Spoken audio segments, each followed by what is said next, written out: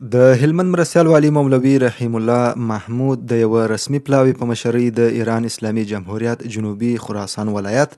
د رسمي بلنې پر بنسټ د دغه ولایت مرکز بیرجن ښار ته په یو 3 ورځني رسمي سفر روان سو. د ولایت مقام ویاند مولوي محمد قاسم ریاض وایي په دغه پلاوي کې د اقتصاد، عامه روغتیا، کرنې، اوبو لګولو او مالدارۍ، صنعت او سوداګرۍ ریاستونو رئیسان، د معدن او صنایع خونې رئیس، د سوداګرۍ خونې استازي او د صرافانو اتحادیې استازي هم شامل دي. د هلمند مرستیال والي الحاج محترم مولوي رحیم الله محمود صاحب د ایران اسلامي جمهوریت د جنوبي خراسان ولایت د رسمي بلنې په اساس د دغه ولایت مرکز بیرجن ښار ته روان شو.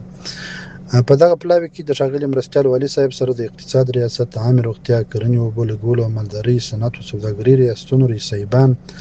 د معدن او صنایع خونې رئیس، د سوداګرۍ خونې استازي او د صرافانو اتحادیې استازي هم ملتیا کوي. ټاکل شوې ده چې د سفر په ترڅ کې د دواړو لورو ترمنځ د اقتصادي، سوداګریزو او ټولنیزو همکاریو د پراختیا، د خصوصي سکتور د پیاوړتیا او د متقابلو اړیکو د لا ښه والي په اړه خبرې او لیدنې ترسره شي.